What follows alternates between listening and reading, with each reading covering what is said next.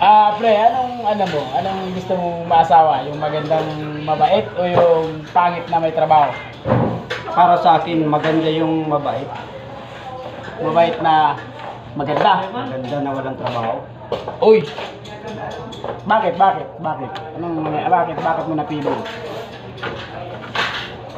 Basta ako na magtatrabaho. Ang pambahay na lang siya. Baka mahirap na, baka maagaw pa ng iba. Ay, putang ina. Malupit. Malupit na rin sa'yo.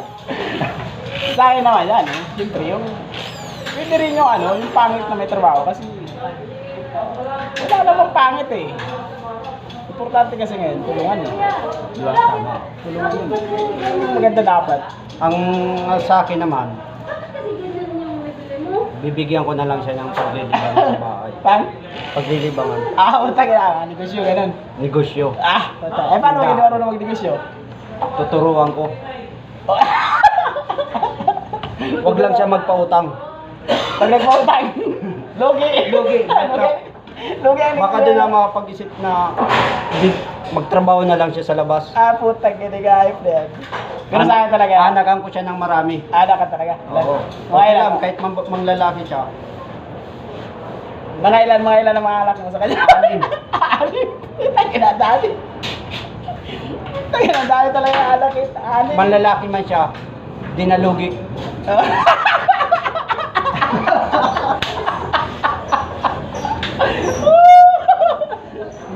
Tangina. Pero mas maganda talaga sa'yo yung maganda na mabait. Mabait. Hindi naman lalaki yun kasi mabait eh. Mahirap yung ano, yung pangit. Pero sa akin talaga, pangit na medyo may trabaho. Mas maganda sa akin yun. Kasi tulungan eh. Sa panahon ngayon, sa panahon ngayon ni Marcos. Sa panahon ni Marcos ngayon at saka ni Romualdez, puro na kurakot eh. Wala na talagang mangyayari ngayon sa Pilipinas.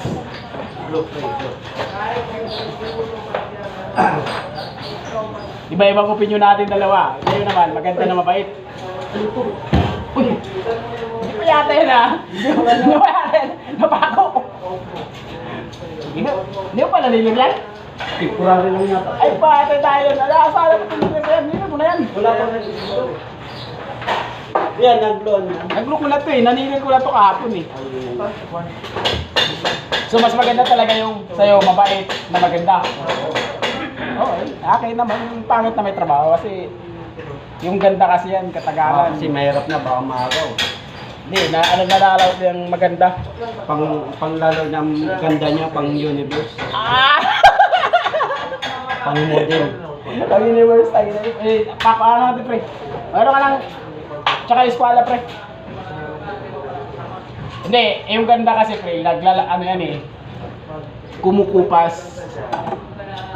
Katagalan, pare-pares na yan eh, lulusaw din ang mga ganda nila eh. Pero kung pangit na may trabaho na nakapundar na kayo, ay maganda. Ganda yun. Para sa akin, maganda talaga yung pangit na may trabaho.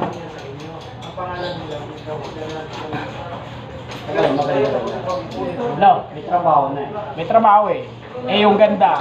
Sa bagay, yung sa iyo, okay naman. Bibigyan mo siya ng aliwan sa bahay. Huwag na magpautang. Malulugi talaga yun. Huwag nagpautang-utang. Ayos yan. Huwag ka na magnegosyo.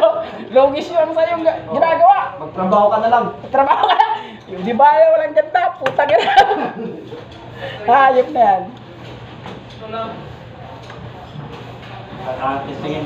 Oh, si. Napako mo na yan? Pakpako mo na yan. Tinawag doon.